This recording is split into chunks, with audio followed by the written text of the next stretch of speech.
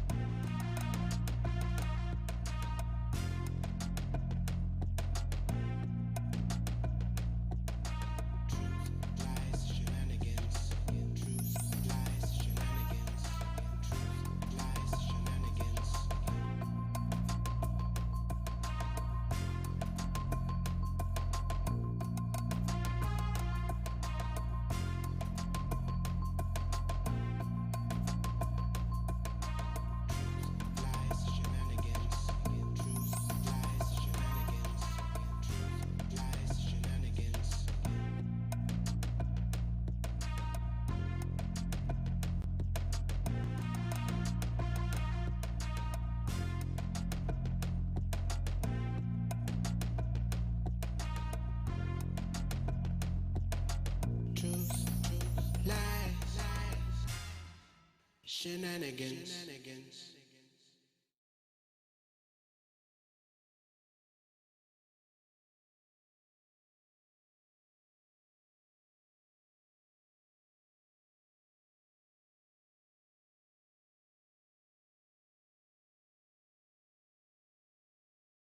Truth, lies, shenanigans. Truth, lies, shenanigans. Truth, lies, shenanigans. Truth, lies, shenanigans. Truth, lies, shenanigans. Truth, lies, shenanigans. Truth, lies, shenanigans. Truth, lies, shenanigans. Truth, lies, shenanigans.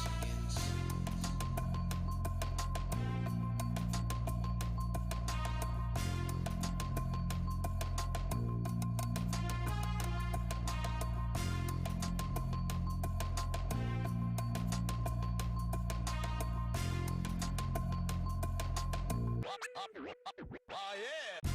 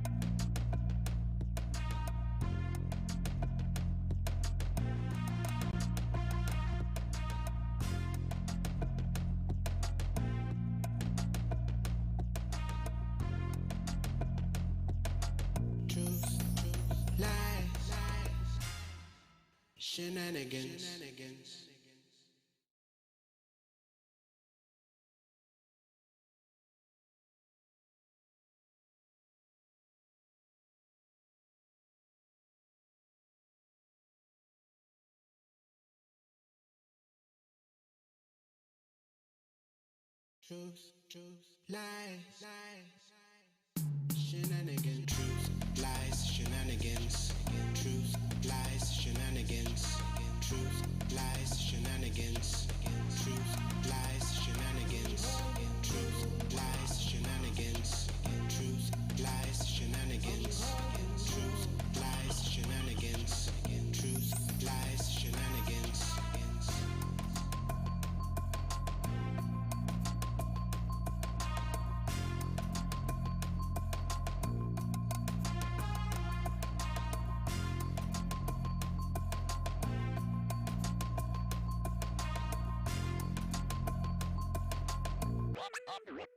Oh yeah.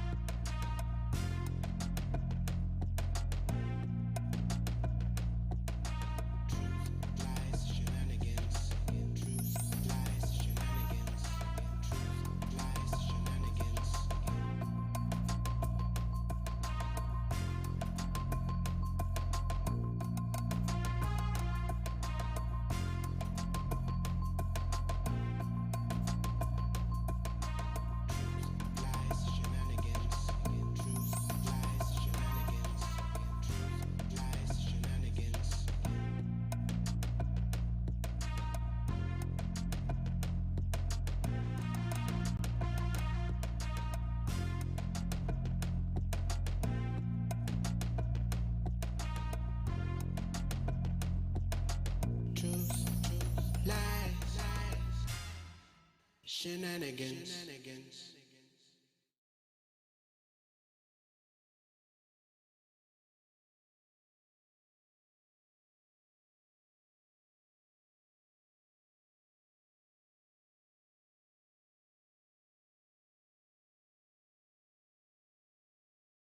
Truth, lies, shenanigans. Truth, lies, shenanigans.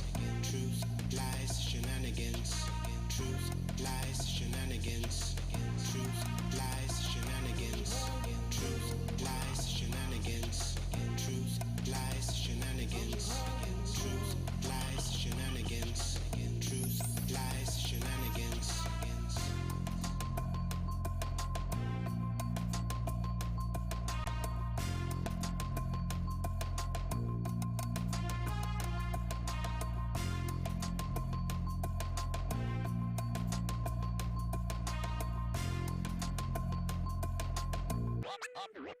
Oh yeah.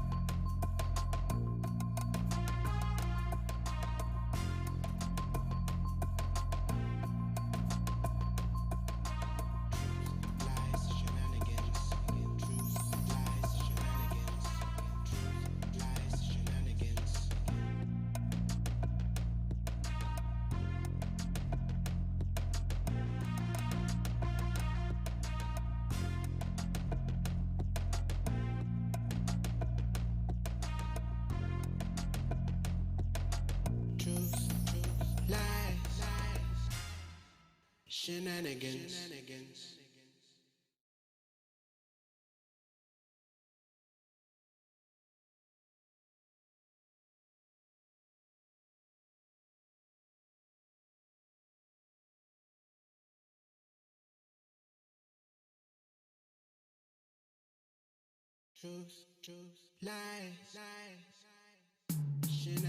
Truth, lies, shenanigans. Truth, lies, shenanigans. Truth, lies, shenanigans. Truth, lies, shenanigans. Truth, lies, shenanigans. Truth, lies, shenanigans. Truth, lies, shenanigans. Truth, lies, shenanigans. Truth, lies, shenanigans.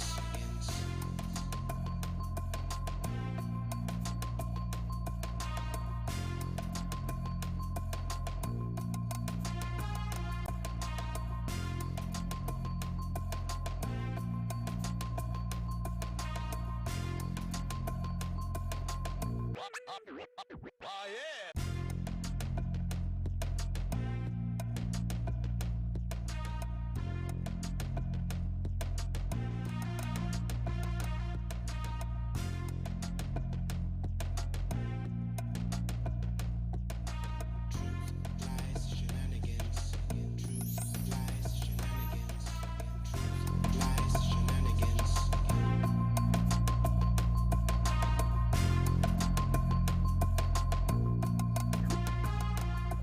Hey friends, welcome back to Truth Lies Shenanigans, the live show for Wednesday, August 19th. My name is Neo, and I'll be your conductor through all the truths, the lies, and the shenanigans going on. My co-host for today's show, we have the professor at Kamala's alma mater, Lizzie. Kamala. But hello, everyone. Happy Wednesday. Happy Hump Day. And we have our resident Canadian, Happy Rob Wednesday, B. everyone. I hope everyone's doing well today. All right. And the man who just celebrated 17 years of blissful marriage, East.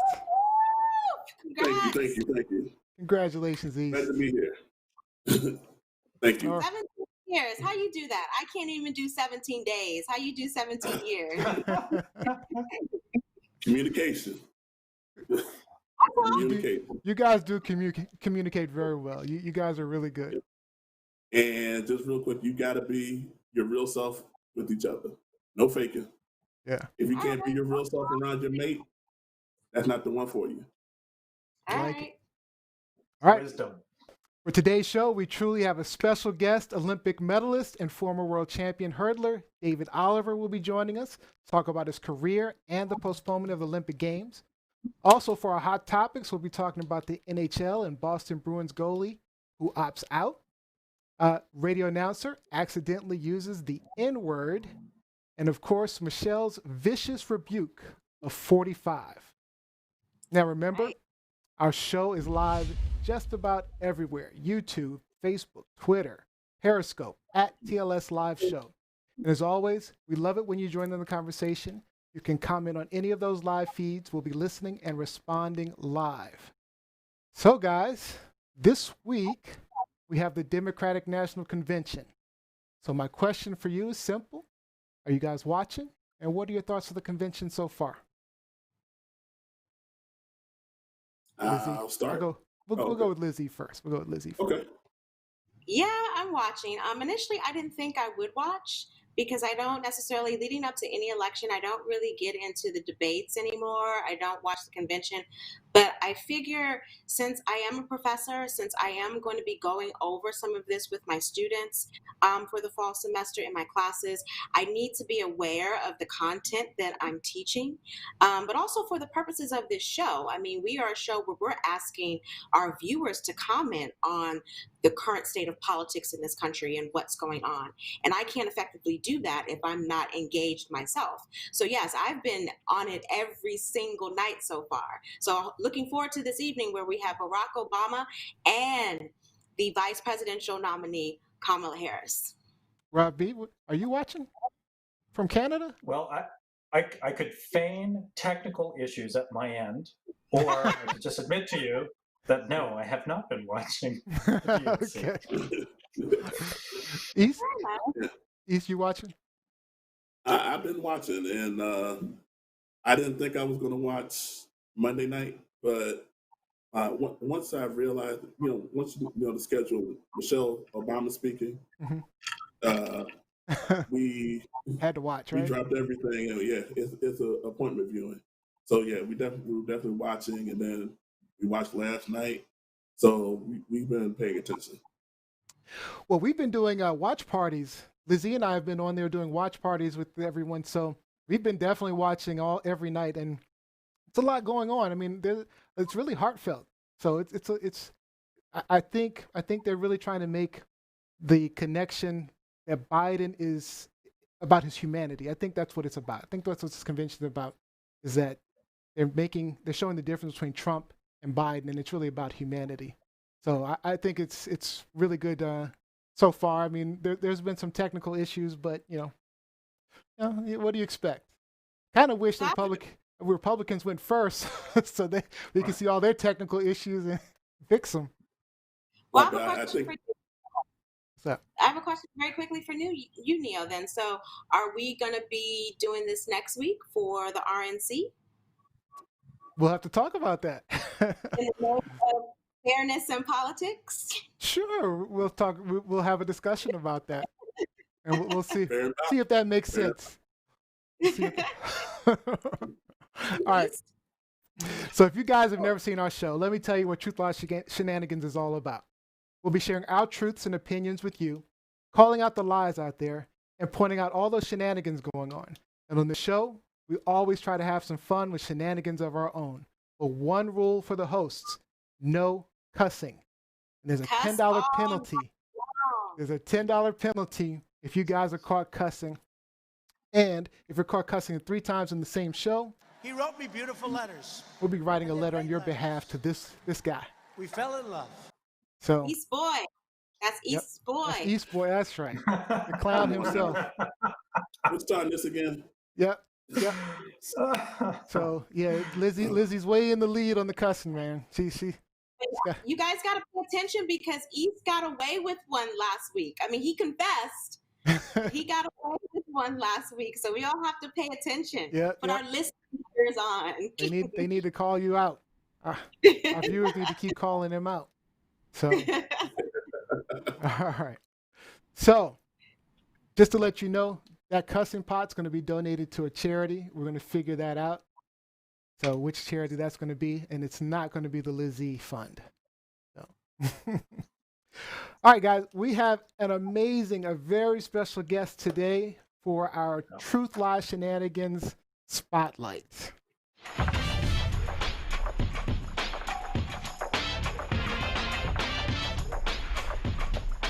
Today our spotlight is on Olympic medalist and world champion hurdler David Oliver. Welcome to the show, David. Thanks for having me. Got to tell you, buddy, I am honored to have you on the show. Thank you so much for joining us. I'm very honored, I got to admit. Of course. And, I'm representing Howard University as well. And, we're very happy and very prideful and with everything that's going on positive around the university as well. Yep. So let me introduce you to David Oliver. He's a former 110-meter hurdles champion, winning the bronze medal at the the gold medal at the World Championships in Moscow in 2013 with a time of 13 seconds. He won the bronze medal in the 2008 Olympic Games and won another bronze at the 2010 IAAF World Indoor Championships. He was an American record holder in the 110-meter hurdles. David is a 4-time U.S. champion. He has a personal best of 12.89 seconds in the 110-meter hurdles, placing him 5th all-time on the all-time list at the time he retired in 2017. And he's currently the head of the track and field program at his alma mater, Howard University. David, did I miss anything? That's quite a resume, buddy. That's quite a resume. Nah, I mean, that pretty much covered all the bases, I think. All right, so my first question to you is, how are you doing? How are you and your family handling the coronavirus? Has it affected your training? Has it affected your workout? I know it affected your program at Howard. How are you guys just doing? Well, personally, it's devastating, but, it's not like, myself or staff or the program are the only people going through the COVID situation. It's negatively affected the program big time. Having the outdoor season canceled, losing our senior leadership last spring, and then, at the university making the decision to not return to campus this fall. Means that we're going to have to spend all our preparation for this 2021 indoor season. They're going to have to do it at home on their own. We have a conference championship. We have our conference championship in the third week of February. So we'll only have eyes on the group for about 6 to 7 weeks before we have to go compete for a championship. But, like I told the team and talk to them often is, you control what you can control. And, it's usually just our mindsets and our attitude and things like that. That's what we have total control over. And we'll just continue to do that. But I mean, family-wise, everything's been good. And, having a 9-year-old and, pretty much housebound for the last, I don't even know what month this is of this, but it's been a while, just still finding ways to, keep entertained. And with school starting back up, that's going to be a new horizon and a new challenge. But I think everybody will, we'll just adapt. I mean, we're humans. We're the most adaptable thing, kind of on earth. So we'll figure a way. Yep. I hear you. All right. So tell us, let's get into your career. So tell us, what is it like being an Olympian? All that work leading up to that 13-second moment. I mean, what does it feel like? I mean, can you kind of describe it to us? Well, being in the moment in the process and the build up for everything, everybody just looks at it as the Olympics, every 4-year thing. But for us, that's our career. Making the Olympics in 2008, that was just one part of the culmination of a career, that started when I graduated from Howard University in 2004. Having a pro career for those few years before that even happened, being in the moment is just like stuff that you expect. Right. When I was competing, it's just like, I'm doing well. I expect to do X, Y, and Z. And it's really not until you get done, you can really sit back and look at your career and, kind of process all of the great things that you were able to accomplish. But, being an Olympian is great. and then winning a medal as well is even better, because you go to the Olympic Games, you get fourth place. It's just you just get a tap on the back, thanks for coming, and good luck with the rest of your season. That's kind of how it works. But I mean, once you're an Olympian, you're always an Olympian, no matter what year, and it's a great honor to be able to go out there and represent the country and family, and just it's a lot of work. It's so hard to explain. Training for me started first week of October, and the season ends in September. So it's just a grueling every single day. You're by yourself. I played football at Howard University, and you have 10 other teammates that you can rely on whenever you're might not be on for that day. But in a sport like track and field, it's all on you. On you. And it's up to you to get it done. And that's a lot of stress, a lot of pressure, and it's really tough. But I think I have the perfect mindset for it. Yeah, no question. So I watched a lot of video on you, and there was a couple of races that kind of stood out to me. So I'm gonna just show some quick videos real quick. I just on wanna, the spot. yeah, I'm gonna show some video of you real quick. All right, so, here we go. So this was a race in Shanghai. Woo! Magnificent run, and Liushan's going to take Oliver on this occasion. Liushan wins in Oliver's second, and Merritt in third, 13.09. And David Oliver, just for once, was all over the place, hitting hurdles everywhere. So I picked out this one on purpose. So you came in second place there, right? Right. But you raced him again not long after that, right? Like 2 weeks later. 2 weeks later, and you got to see what this guy did to him. Right there together. Liushan has a slight lead. Oliver is second. Here they come now. Oliver takes over. Here comes the final hurdle. It's David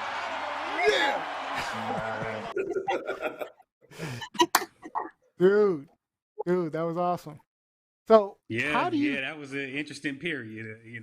That at that point, I remember that race in Shanghai. That was the first time I had lost a 110-meter race in well over a year. I mean, I think that was in May 2011. The last time I think I lost a race was in September of 2009.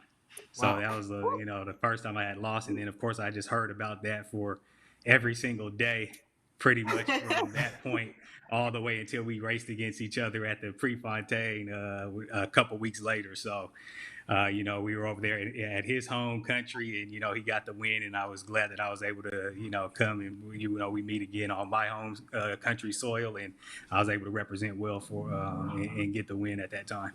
Yeah, I saw it. It looked like I'm gonna just hold on. I want to go back to it real quick, because it looked like you put everything into this race. Like you were absolutely you were flawless. I want to say you were flawless. I'm gonna just play it again. I'm gonna play it again. Hold on. Yeah, you take that L, man. There's the start. Here's the first hurdle. Oliver and Shang right there together. Liushan has a slight lead. Oliver is second. Here they come now. Oliver takes over. Here comes the final hurdle. It's David Oliver. Liushan at the line in 12.94.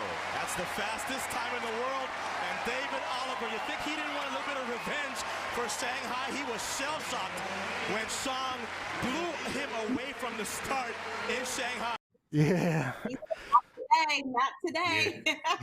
Yeah, I mean, that's what's so beautiful about the sport of track and field, man.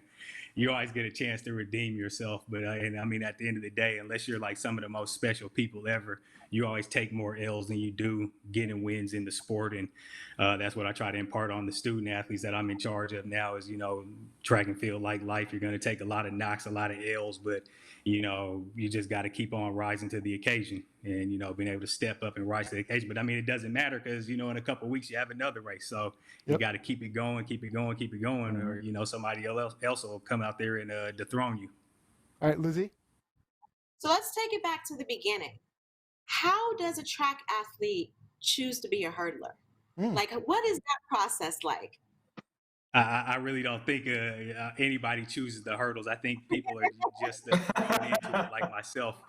I got my start at Denver East High School, just kind of going out out there because my friends were on the track team and I wasn't doing anything spring sports related. But catching the 20 bus home was kind of boring, so I just went out there, joined up to the team, and was a sorry long jumper and triple jumper at the time. That's what the coach said. Put me in that at first, and I was not very good at all. My teammates nicknamed me DJ Scratch because I could never get on the board, so that was always like a running joke at that time. But we had a relay meet and shuttle hurdle relay, and I was one of the taller guys at the time, so we needed a fourth leg. And my coach Betsy Freeman Allen, she said, "Here's what we're gonna do," and I was like, "Well, what am I supposed to do with these? I mean, I've never done this before." And she told set your blocks like when you sprint and take 3 steps in between. And, we ended up doing that. And when I got done, she told me, I think you have a new event. And then from that point forward, that's all I did was run hurdles. So it wasn't even like it chose. They just, I got tossed in there and, I only did track just so I could try to get faster for football and do well in that side of things. That was always going to be it's still, my first love. But, and then here we are. Awesome. Is there some type of, on the team, competition between the sprinters and the hurdlers? It's always. I think it's always competition. I can even talking with myself. We just bring it back to my training and preparation throughout my pro career. Some of my best friends were my competitors. We trained together, we lived together. And we're still great friends now. But but when we stepped to the line, we had to be competitors. But when we left, we're back friends. You can be competitors. You don't have to be rivals, though. And I think on the team now, it's more of a team environment. So the sprinters are going to root for the jumpers, who are going to root for the hurdlers, who's going to root for the throwers. So, we score points as a collective, and that's what we need to come together to do well as a team. So I don't really think there's any kind of, rivalries or things like that. But, it's probably competition within the groups because, if we have 5 or 6 sprinters, only 3 of them can travel, and compete for the university. So it's always, at practice is, you got to try to earn your spot. And, that's what is great about track and field is it's a meritocracy. The times they don't lie. If you're at practice and you're getting, 5th out of 6 people, rep after rep after rep, when that travel list comes out, it is no surprise why you do not travel. So it's hyper competitive. And that's the one thing that I love the most about the sport.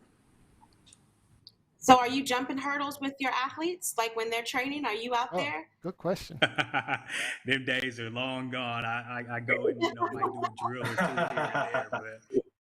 here and there. But those days are long gone. I did, some reps. We were at a meet one time and, the next day I was like, whoa, my knees, hips, everything's feeling sore. So, I mean, it was time. I mean, having a pro career beyond the age of 35, which I had was, that was probably more than enough hurdling for my body. Robbie, you got any questions? Yeah, so you seem to have a really illustrious sports career, and that's amazing. Congratulations. I'm really blown away by your accomplishments. I'm just curious who some of your greatest inspirations are along the way outside of the athletic world. Oh, absolutely. My greatest aspiration is always going to be my mother, Brenda Chambers. She's the one that, she was a hurdler back, at University of Colorado and high school, things like that. And, it was always the support in the corner, whether things were going well or things were going bad, it never wavered. So that's always going to just be my inspiration. So it was always her. I never really looked at, other, athletes and things like that for, as inspiration or kind of role models or anything like that personally. But I mean, of course you do like their achievements and what they can do, but I think having more of an intimate knowledge of someone is what leads them to be more kind of like role model for myself. That's a wonderful answer. I have another quick question. So you and I have 2 connections. We both are at Howard University, but you're from Colorado, and I went to the University of Colorado. And so Colorado has at least at that time, had a very strong track program. And so we've been talking recently about top athletes in the country choosing to go to HBCUs. So why did you choose to go to Howard Great question. over? Oh, that's excellent. I mean, that's a great topic of conversation that we're hearing right now, and I'm talking to certain members of the team about it who are very intrigued with the conversation as well. For me, what led me to coming to the nation's capital and attending Howard was just research. When I was making a college decision, Howard University is very strong in Denver, Colorado. We have a big alumni base there. And, knowing the university, doing my research on the university. And, I knew I didn't want to go to school like in the rural areas or anything like that. I wanted to attend a HBCU. And, of course, it was the best, it's the best in the country. So that's where I chose to go. I wrote the university, the track department, probably 10 letters to try to start the recruiting process. And, thankfully the coach was able to kind of come out after he got the job and saw me run and offered me a scholarship. And so that it was all said and done. As soon as I got that offer, I was going to Howard right then and there. I remember the conversation that I first had with Coach Merritt, and my mom answered the phone when he called, and then she called my name, and she's like, "Oh my God, it's the coach from Howard!" And then she gave me the phone. I talked to him for it was probably at least an hour on the phone, and then when I got done, and she wanted to know, "Oh, what was he saying? What was he talking about?" I was like, "Oh, well, he's going to come out to the regional meet, and he said if he likes what he sees, he's going to offer me a scholarship." And I said, "So I know he's going to like what he sees, so I'm going to go to Howard." And then that was it. And as soon as he comes, offers me the scholarship, and then here, University of Colorado and these other places come in to, try to up offers and offer me, scholarships, things like that. But I was already dead set on going to Howard University. Beautiful. Nice. East, do you have a question? Yeah. Like in this country, in the United States, it seems like for the Olympics, for the Olympians, it's so focused on gold. Like if you don't win gold, it's a failure. Oh, that athlete's disappointed, won the silver, the bronze, or whatever. Can you speak to, once again, the hard work that it takes so that the winners of the bronze and the silver can be more celebrated? Like that's an accomplishment, I feel. But I think you already said it. Like it's an accomplishment to make the team. So could you just kind of speak to winning the bronze at the Olympics, like how happy you were, just how joyous of an event that was for you? And I have a follow-up. Right, absolutely. That was a huge achievement. I mean, to say that, maybe silver and bronze isn't as celebrated as the gold, I mean, I guess that's everything. The winner should be the most celebrated person. But I think that within the sport and, within the confines of what we're doing, that a bronze and a silver are celebrated, just as much as, winning the gold, because, it's only 3 of those medals get passed out every 4 years. So and to be able to come home with one of those is a huge accomplishment. So I don't really think anybody downplays anything. I mean, when I came back to my room at the Village, I with my roommates, they were all there celebrating. I mean, you would have thought I won the gold medal because the way that we were all treated, myself and David Payne, the American who got the silver in that year. It was a huge celebration. So but yeah, of course, everybody wants to win. That's the name of the game. But sometimes it's just not your day, or it's not your time, or whatever it is. In athletics, timing is everything. And if you're just a little bit off on that day, there is no game 2 or game 3 or whatever, or second set to try to regroup. It's over in 13 seconds flat. 4 years, and through the prelims, the quarterfinals, the semifinals, into the finals, you have to get it right on that day. No matter if you're the world record holder, if you don't get it right on that day, sorry, thanks for coming. We'll see you in another 4 years, or probably at the World Championships the next year, but still Olympic-wise, we'll see you in another 4 years, hopefully. Because, just like for me, having a great success in 2008, I never made the Olympics again in 2012 or 2016 when I was, at the trials, because both times I got injured. In 2012 or 16, I was the fastest American and, rolling, doing well. And then in the semifinals, I was coming across the finish line and hurt my hamstring, and the finals were in I think 45 minutes or something. So there was nothing I could do. I couldn't even make the line to even start for the final race. So you think you might have opportunities after opportunities, but you just never know. You may never see that opportunity ever again. All right, now I have a question about your current role as the director of the track and field coach. So Hampton University just left the MEAC, A&T's leaving, and my alma mater, Florida A&M, is leaving. How is that going to impact the track program at Howard? Well, for us in the track program, I don't think that really affects us as much as it may affect other programs, because we don't really have a quote unquote conference schedule.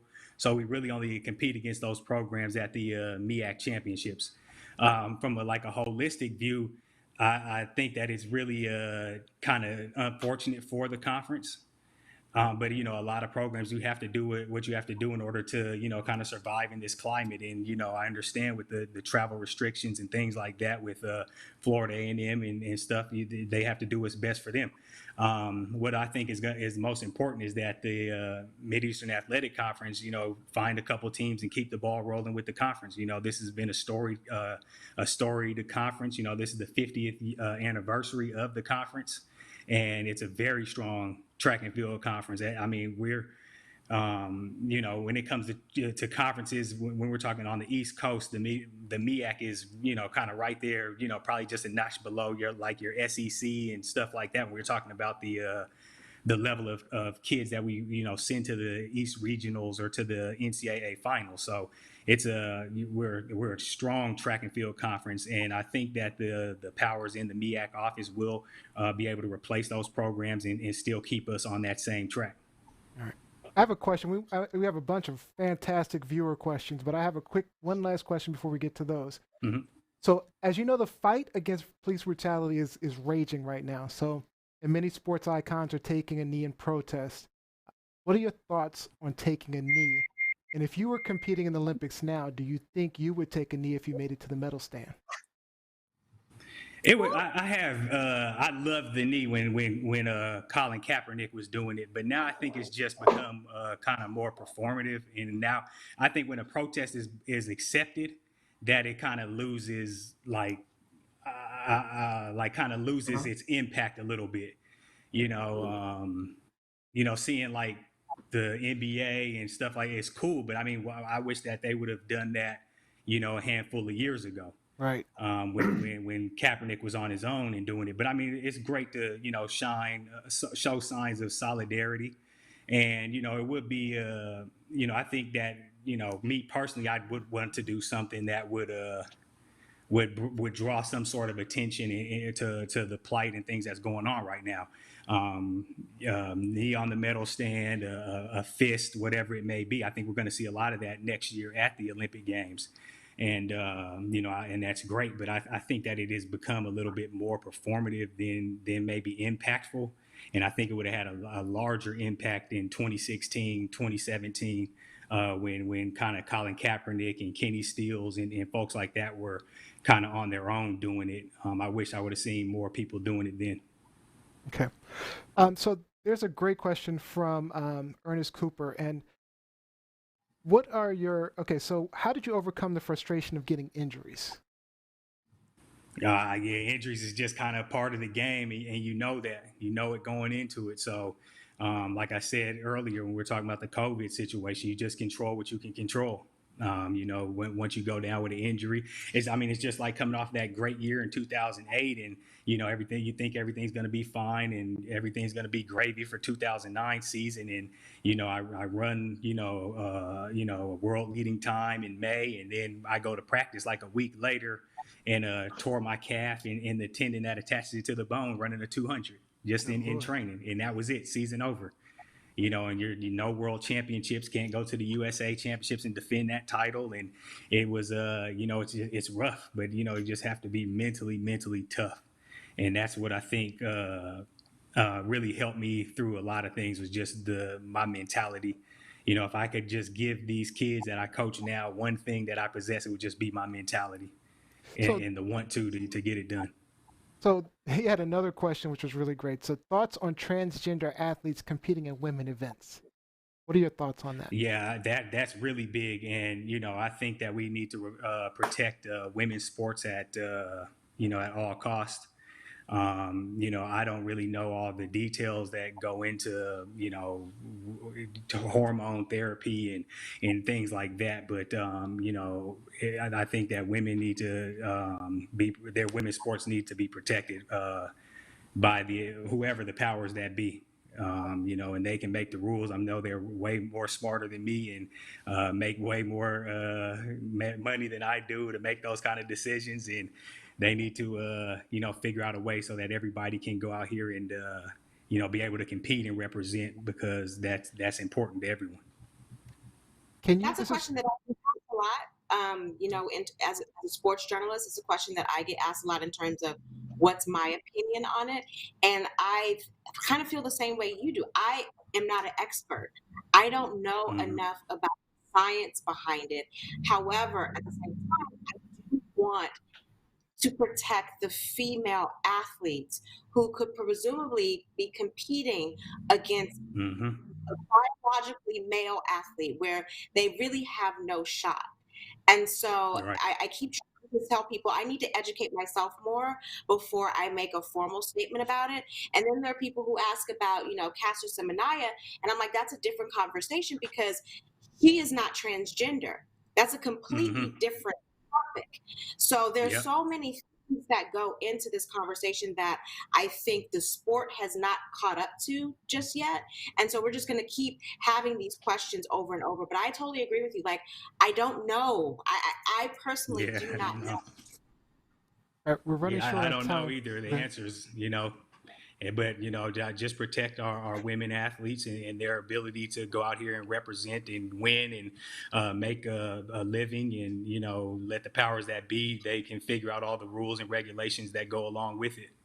All right. So we're running short on time, so I'm going to try to get these last couple of questions because they're really good. Can you talk about the pressures of using steroids and drugs during your career, especially during that time when so many athletes were suspected of drug use? And that's from Vaughn absolutely. Perry. Good question. Good question. Absolutely. I really think that it's environmental factors that play a role into it. And it's kind of unfortunate that you see the athletes are the ones that are, kind of get dragged into it. But like myself, I went into a professional environment right out of college, and my coach, Brooks Johnson, was extremely supportive and, was not about performance enhancing drugs and things like that. His track record of, coaching for, 50 years, spoke to that.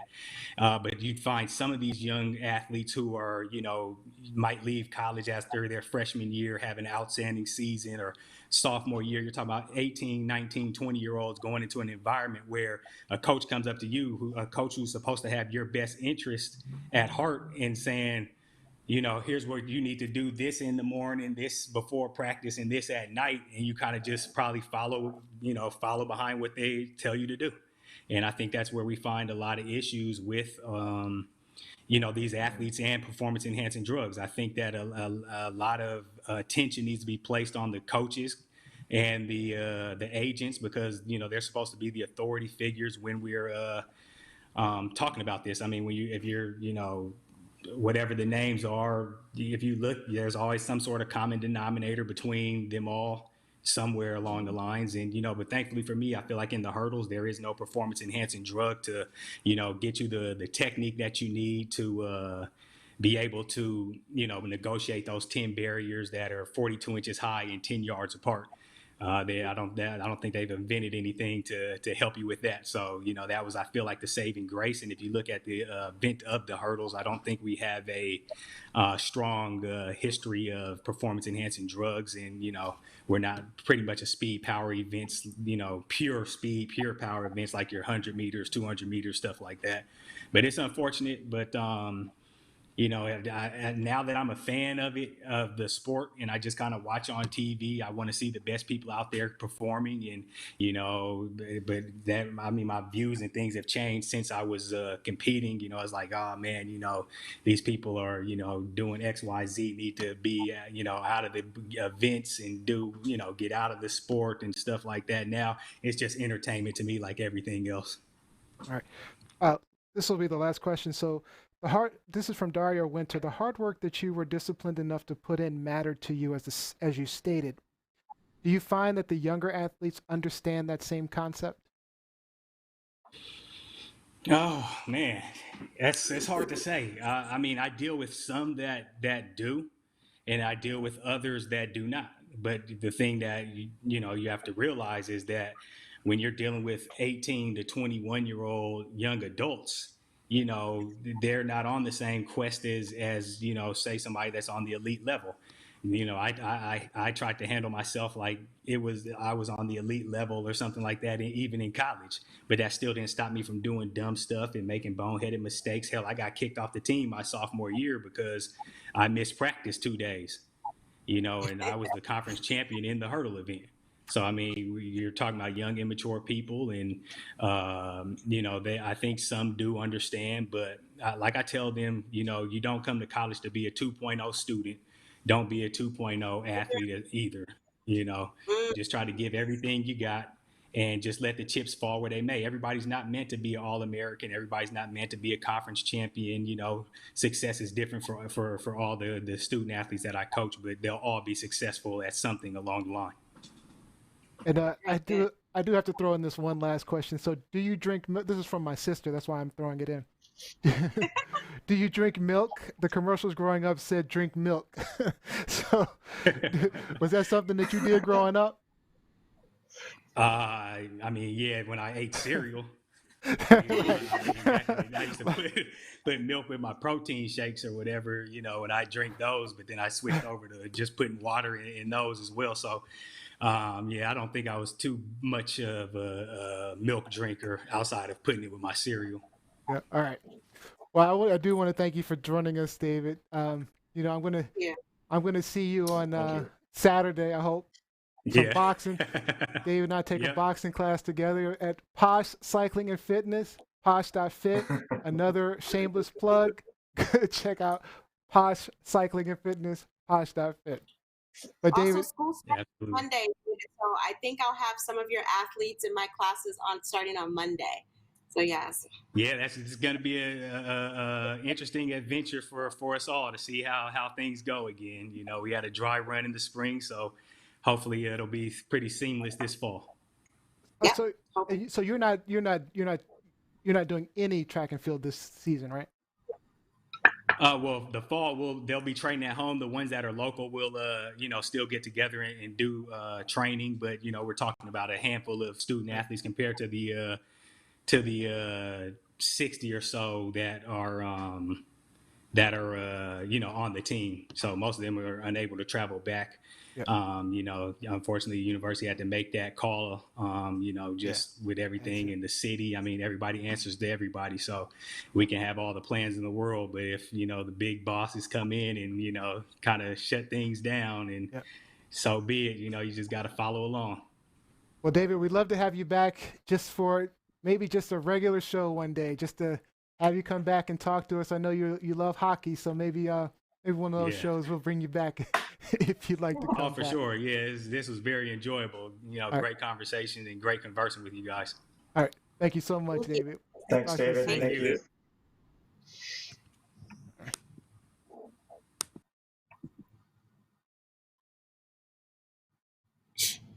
Man. All right, guys. Woo! That's incredible. Another great guest. David was good, huh? Yeah, really good, really good. And again, when and this is what I try to import on my students in terms of when they are doing interviews or when they are preparing for a paper, you have to do your research. And so when you said David Oliver, he's going to be on the show, I'm like, okay, yeah, Olympian, world champion, whatever. I didn't know all of the connections that we had until I started to do research. So I think that that's a lesson for everybody. Like every topic, everything that you take on, you have to do your research before you come to the table. Yep. All right, guys. So we're going to have to go really quickly through our hot topics. All right. So this is how the hot topics works. Each host comes with hot topics they want to discuss, mostly based on discussions with you, the viewers, online on our Facebook page. I'll pick one of the hosts to start us off. They'll tell us what's going on, ask a question to the other co-hosts, and we'll start the timer for the discussion. Once time is up, you'll see Genji. All right, and we'll end the conversation and move on to the next host and talk about whatever they want. And viewers, remember your comments and questions always help drive the conversation, so comment away. So today, let's start with Rob B. All right.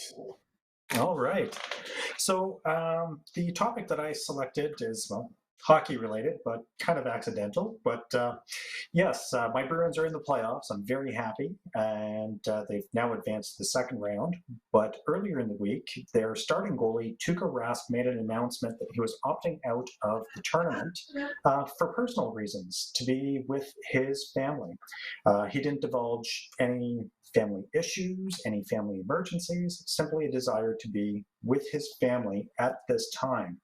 So I wanted to bring this forward just because these players are in a bubble. They're absolutely being taken care of. They're getting, their needs are being met. They're doing what they love to do. But it takes a mental toll on people over time. I know that Tuukka's received a lot of hate over this, a lot of fan ire. And I just wanted to ask my co-hosts what they thought about this move and if this is something you think that we're going to see out of more bubbles. Go ahead, Lizzie. It's interesting because I think we've seen it mostly in players and in leagues that aren't in the bubble. Like there have been several NFL players, and the NFL does not have a bubble, several NFL players who have opted out of this season for various reasons, but mostly because they are hesitant to come back without a bubble in a COVID environment. We've seen Major League Baseball players who also weren't necessarily in a bubble going into the season who have opted out, especially since a lot of teams, a few teams have had to shut down or, postpone games because there have been outbreaks on their teams. And then certain players have been like, okay, I'm opting out. This is not good for me. I think, like you said, Tuukka is the first player in a bubble situation to say, I still don't trust this process. And I think what it's going to take probably, unfortunately, and we hope it doesn't happen, is that first person in the bubble, who has not been outside of the bubble for a few weeks, at this point for a few months, whether it be a actual player or someone on the staff, someone a part of the team administration, who test positive, then that's when all hell is going to break loose. Because then the idea of the bubble no longer makes sense. Because where did this person contract COVID? But I do think, I think it's very admirable of him, to say, I think we need a little bit more time to do this. And like you said, the Bruins just advanced. And he's their goalkeeper. They just advance. He's their goalkeeper, and yet he's choosing. He's like, I can't risk this. Well, was his reason?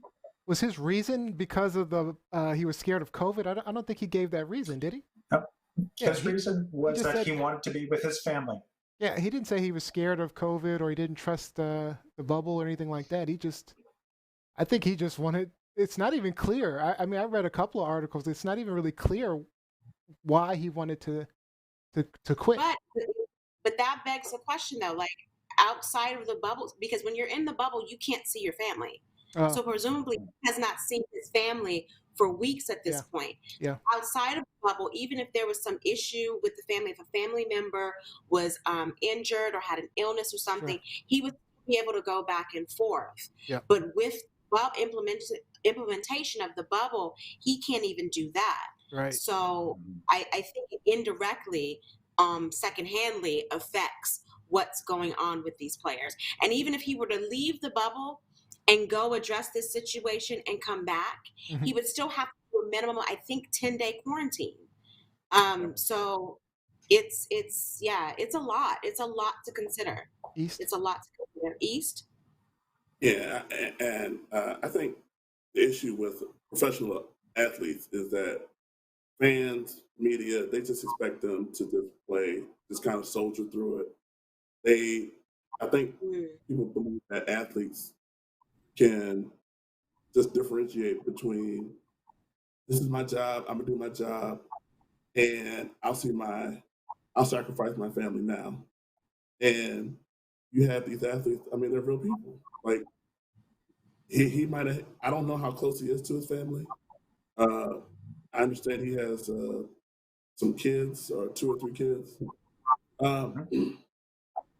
Maybe he likes being a dad. Maybe he misses that aspect. Maybe that helped him perform his job, is that interaction with his family. And because that's been excised from his routine, maybe he just said, you know what, forget it. I'll just stay at home and be with my family. I think what might have caught a lot of people off guard is the fact that these are the playoffs. They did advance. And I think that most people would figure, just soldier through it. Wait till you get eliminated or win the Stanley Cup, whatever comes first. And you know, but I think most people just discount, you know, that's a long time not seeing your family. Like, you know, just me speaking, just for my family, like, for me, just for me being unable to see my kids and my family, like, I don't know, Right. like, that's, yeah, I can't do it. Robbie, did you have any comments on that? I like the commentary so far. I really am enjoying it, and that's to me. I'm with Liz. I applaud Tuga for making that personal decision, and for not getting into great detail about it, because he's under no obligation to divulge anything about his personal life, his family life. I find that the media and the fans really have this entitlement that they can openly criticize another person without really knowing anything about his situation. Like he said, I mean, if you love your wife and your kids, being away even for a weekend is just something that eats away at you. So I can't imagine after a couple of weeks, I can see where some of the younger players who don't have those relationships might be able to thrive, but someone who's seasoned, someone who has those connections, it could be performance motivator, East. I really like that take on it too. Neil, last words? I think I would be like, I think I could see the issue with not being able to see your family, or especially if you have young kids and things like that. I could see that being an issue, and at some point that taking a toll. Has there been any negative feedback so far? Oh, there's been tons of hate online for him, but that's, I hope he can filter it out. I really hope he does filter it out. All right. So a couple of quick comments online. Ernest Cooper agreed with East. I love it when folks sitting on the couch or at the bar complain about the lack of discipline of world-class athletes. Like Winter said, he's out there playing hockey and has no clue about what's going on with his family. Someone could be sick. I don't know, but it has to be tough mentally. So definitely agree with that one. All right, let's move on to East. East. Nor'easter. Oh, it's Truth, Lies, or Shenanigans. Oh, that's right. Oh, there was some truth telling going on Monday night. Definite truth. All right. And I've made reference to this earlier. Michelle Obama spoke at the Democratic National Convention Monday night. And since we don't have a lot of time, she said it. Trump, 45, he's not up for the job. He's not the right man at this time. So I believe we have video. I am one of a handful of people living today who have seen firsthand the immense weight and awesome power of the presidency. And let me once again tell you this: the job is hard. It requires clear-headed judgment, a mastery of complex and competing issues, a devotion to facts and history, a moral compass, and an ability to listen, and an abiding belief that each of the 330 million lives in this country has meaning and worth. You simply cannot fake your way through this job. As I've said before, being president doesn't change who you are. It reveals who you are. A never-ending list of innocent people of color continue to be murdered, stating the simple fact that a Black Life Matters is still met with derision from the nation's highest office. So let me be as honest and clear as I possibly can. Donald Trump is the wrong president for our country. He has had more than enough time to prove that he can do the job, but he is clearly in over his head. He cannot meet this moment. He simply cannot be who we need him to be for us. It is what it is. So if you take one thing from my words tonight, it is this. If you think things cannot possibly get worse, trust me, they can and they will if we don't make a change in this election. If we have any hope of ending this chaos, we have got to vote for Joe Biden like our lives depend on it. Yeah, straightforward. I mean, it's a hard job. It requires thinking. It requires taking in knowledge and caring about other people and having empathy. You can't do it. She pulled no punches. My question for the panel is, do you think Michelle Obama's speech will reverberate with all Americans? Because she was actually speaking to everyone. We could start, but let's start with the Canadian, because I'm always interested.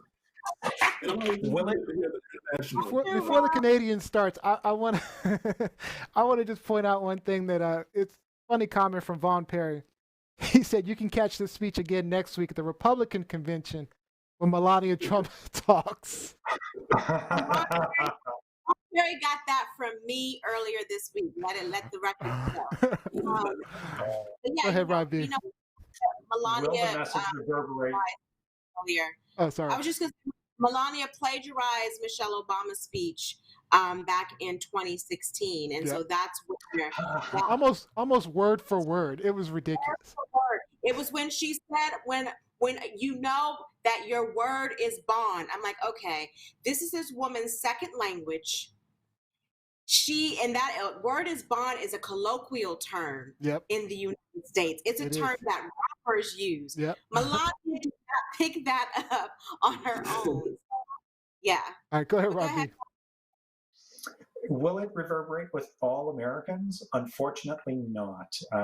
Just with all of the upheaval and the disagreement that we're seeing currently, there's a lot of really learned people, a lot of motivational people, a lot of intelligent people who have come forth and denounced certain behaviors, who have tried to counsel the populace, who have tried to counsel the president. And unfortunately, I wish that the message would reverberate with all Americans, but for those who are willing to listen to this message, it's powerful. And I really hope you guys get it right in November. All right, I'll jump in here and I'll let Lizzie kind of close it out. So, there was a portion of that speech that I kind of left out where she was saying, "I get it. I know some people are not going to hear what I'm saying," and she's right. There's a group of, because she even said, I'm a Black woman at the Democratic National Convention, and some of you guys just aren't going to hear me. And so, and that's a shame, to be honest with you, because she is, speaking truth. And if you look at, I was watching Fox News again, as I tend to do, just to check to see what they're saying. I need to know and understand what is happening over there. And I was actually surprised there were some. They were actually talking positively. Some of them were talking positively about Michelle Obama's speech. So I was surprised at that. Lizzie? I think that they were speaking because I posted that on our site as well as like a, true sign of the apocalypse. People at Fox News are lauding, are applauding, not necessarily applauding, but giving Michelle Obama her props for the speech that she delivered. And I think because they recognize good strategy. It's not necessarily because they believe in what the message that True. Obama delivered. It's because it's good strategy and it's something that they would have done. But as it relates to, do I think it will reverberate? No. One, the people that it needs to resonate with aren't watching Michelle Obama and the DNC convention, first and foremost. But they'll see the clips. No, they won't. No, they won't. I think that there's a certain segment of the population that only watches Fox News. Oh, sure. Yeah. Okay, sure. Watches conservative news. And so, and then you have the people that are kind of on the fence. See, because I feel like those people are lost to reason anyway. They're lost to reason. So, but the people that are on the fence, I think, if in 2020, almost 4 years later, we still have to kind of pull you in. Mm-hmm. You're still on the fence. You're still vacillating about whether or not you should be over here with Trump or you should be over here against Trump and everything that he's done, then there's no hope. Maybe hope for a small few, but we're talking about, and she said he's not ready for this. He's shown it over and over with his narcissism, his lack of empathy, his petulance, his ability to use his words to be nasty to people. And so if they haven't gotten it by now, then no, I don't think it's going to reverberate for that particular crowd. I mean, they yeah. I mean, if you look at it, they are there is. I don't think the Democratic National Convention is going for those people. They're not even trying to reach those people. It's really, and if you look at it, they're not even trying to deal with the progressives right now. They're really going after the moderates and the moderate Republicans and the moderate Democrats.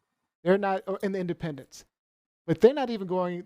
Anybody who's on the other end of the spectrum, they're pretty much ignoring right now. I'm just going to throw this. I'm just going to throw this in there. Their missed opportunity with, one of the head progressives in Congress right now is AOC, and how they totally missed the opportunity. I think so too, actually. In the Democratic National Convention last night, where they had her simply saying in the roll call saying that she, stands for Bernie Sanders. That would have been a perfect opportunity for her to bring in her incident of being accosted on the steps of the Capitol by a fellow congressman and how that relates to the Trump level of politics. But yet they just gave her 90 seconds to, hype up Bernie. Like, I don't think we have gotten to that point yet. We are reaching out to progressives. Yeah. East, if you want to make some last comments, you can go ahead. No, just to your point, they're just trying to drive up voter turnout. Yep. They don't want a repeat of 2016 where a lot of African Americans allegedly didn't come out to vote in Philadelphia, Milwaukee, Detroit. They're trying to shore up the base. Yep. So most people online were agreeing. Being president requires leadership. So they had some people are going to choose not to hear her, and to their own detriment, which is very sad. That's from Z. Yeah. Ernest Cooper says the necklace Michelle Obama wore, vote, is a Black-owned business. Oh, yes. Yes. Mike Winter says they won't see it. And then Vaughn Perry agreed with AOC. Otherwise, they would have given AOC more shine. All right. So let's move on, Lizzie, to our final hot topic. Is this a truth, lie, or shenanigans? I think it's a shenanigan. maybe some truth in there, but it depends on your inner truth. So the question becomes, is it possible to mistakenly use a racial slur in 20? So we have a Hornets broadcaster, Mr. John Fox, who was definitely over the other day because he accidentally tweeted this.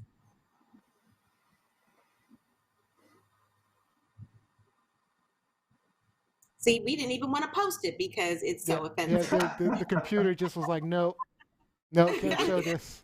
Look at the bottom level of that tweet from John Fox. And so my question is one, how do you get the N-word out of nuggets? First of all, remember, Rob, in a couple of shows ago when we were talking about there was an issue with Canada, and you and I were going back and forth, discussing that particular issue. I think it was with the tariffs, if I'm not mistaken, but might have been something else. But we're saying Canada, Canada, Canada. And so I said something about Canadians. And then in that conversation, I said maybe 2 or 3 times, Canada. Right? Yep, that has a point of reference. One, it's not offensive, but 2, because we were saying Canada and Canadians all back and forth. And so I got kind of tongue-tied a little bit. But how do you get tongue-tied or even keyboard-tied between nuggets and the N-word? So that's my question to you all. Are we believing these accidental slurs that keep coming up over and over again? Remember, we had the weather guy who maybe last year or the year before, he accidentally in his weather delivery said the N-word. And so my question, are these accidents? Are these subconscious things that are pushing up to the surface? What's going on? By the way, Kevin Thaxton, you really need to stop making me laugh in the middle of the conversation. And I don't appreciate that because he's talking about with the hard R. All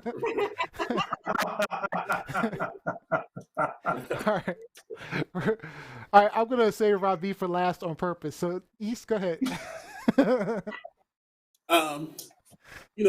was thinking about this. Some devices have autocorrect, right? So if you type a certain word, a lot of times it'll autocorrect to that word. So I think John Fox types the word a lot to the point where he probably, I think he typed nuggets, but he types the N-word so often that it just came up. I mean, you have to you literally have to whenever you have those autocorrects for words that are cuss words or inflammatory words, you have to accept it. You have to yes, this is what I want to type. You have to be yes, I like this word. This is what I want to use. Because I know when I have my cuss words, it won't accept it. If autocorrect won't accept it at first. But if I want to say a cuss word, which I won't repeat on the show because I don't want to pay $10, I have to actually make it and then say accept. Right. Yeah. Also, too, I think Z just pointed out, the how our certain words, come up, certain letters come up very often when we are typing. But you have to look at the 2 words that we're talking about here.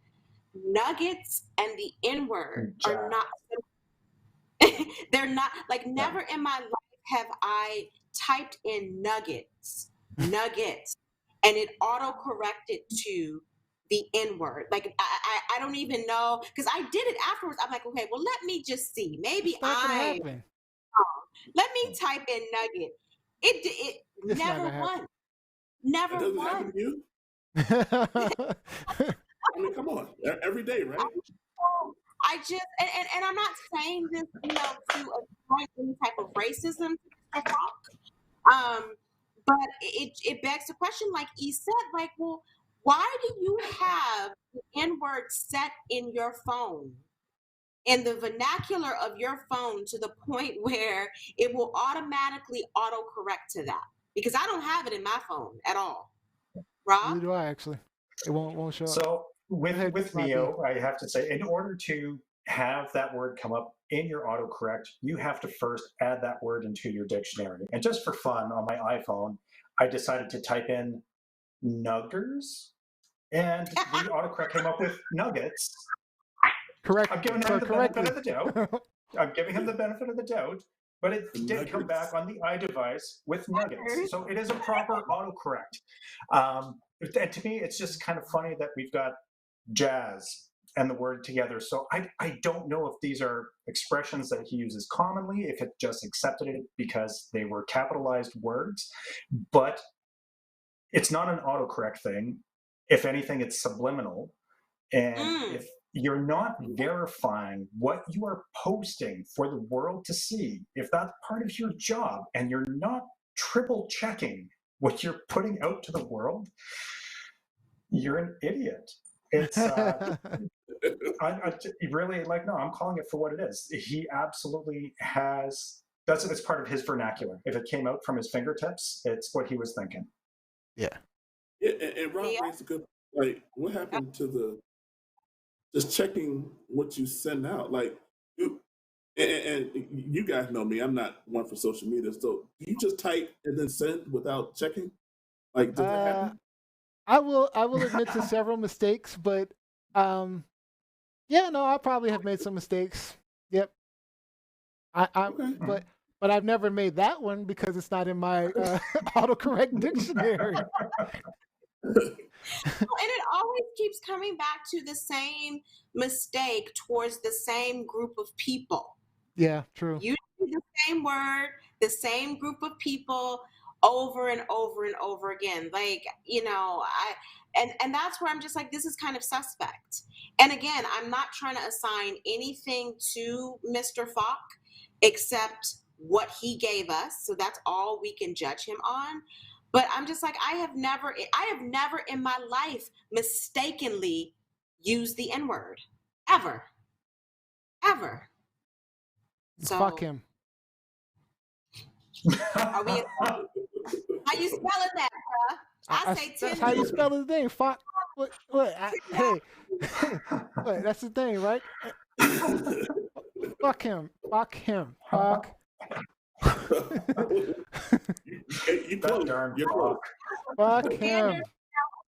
We could say fuck him. When we want to not curse, we can say fuck him. Okay. All right.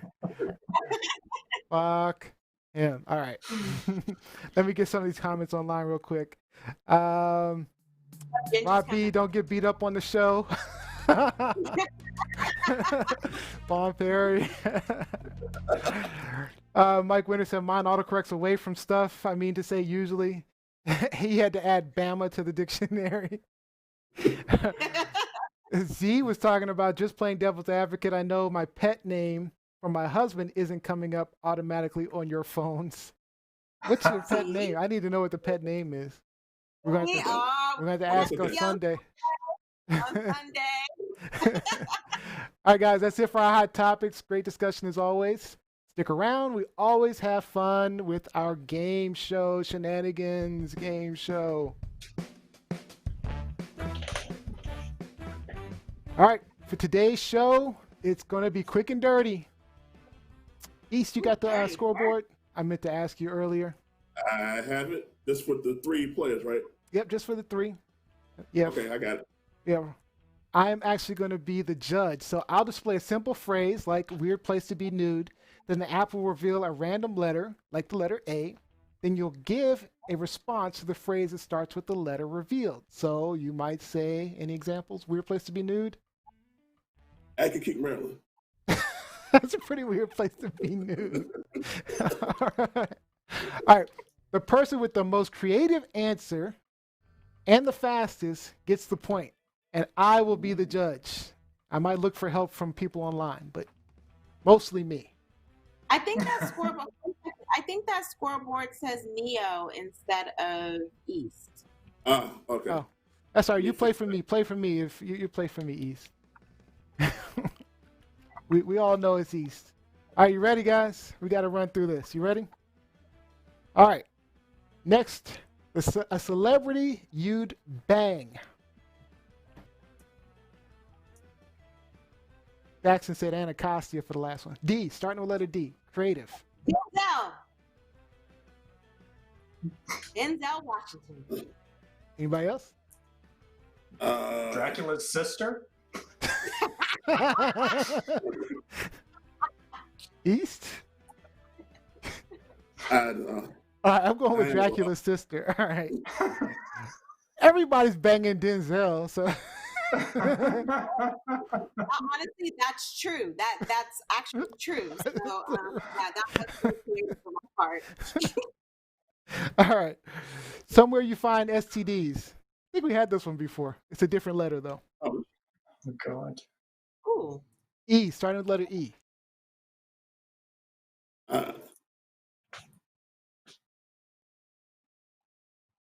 Who said just Dracula? Jose Hot was like, or just Dracula. Yeah, Rob, you'll be banging Dracula. It's gonna be a weird night, folks. Come on, where do you find STDs? Come on, just say a letter E word. Good gracious, guys. Election center. Okay. Eastern Avenue. Eastern Avenue. All right, we're going with Eastern Avenue. This is taking too long. Anything. You're taking too long. All right, next one. Fun place to make out. Starting with the letter, let's see. J. Jehovah Witness Hall. Oh, okay. That shut it down. I'm gonna say Joe's car. Joe's car? I like that one. Yeah. No, I'm okay with Jehovah's with that. Okay, so we're going. So you just giving a point to. Okay. All right. I'm good with that. I'm good with that. All right. Best word to describe Trump. Oh, damn. Starting with the letter W. White. Winner. Weirdo. Okay, I'll go with white. Lizzie gets out. Hey, come on, man. Weirdo was good, but I'm going with white. All right. Okay. All right, bad time for a boner. Oh, God. Starting with the letter B. I like whack, wimp. Those are good, Kevin. Yeah. Ernest. Bad time for a boner, Bed Bath and Beyond. That is a bad time. Boxing match. Okay. Come on, Lizzie, what you got? As Laker said, waste for Trump. Barack Obama's house. I'm going with East on that one. All right. What? Michelle would knock me out. What are you talking about? Michelle would knock me out. All right. How are we on the score? I don't even know who has the score. Okay, it's 2-2. Our first 1-3. We got close. Shut it down. So first 1-3. Let's go. Sorry. Best word to describe Joe Biden. Word, Jesus. Starting with Q. Queer. Quintessential. East. Queer. When the PA. Okay, quintessential is it. All right. Robbie gets the point. All right, so whoever gets this next one wins. Things you do after sex, starting with L. Laugh. Is that what you do?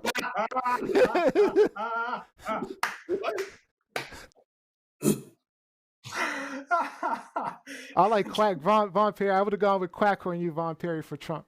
Or for the last, for the last one. All right. Things you do after sex. I got to give it to Liz. That was good. All right. Lizzie gets that. So Lizzie wins again. Is that like 3 in a row, Liz? 2 in a row. I think it's 3. I think you had 3. Oh, no, I think Jam won 1. Okay, you're right. Well, good job, guys. Good job. Good game. Good game. All right. So just before we go, let's get some shout outs.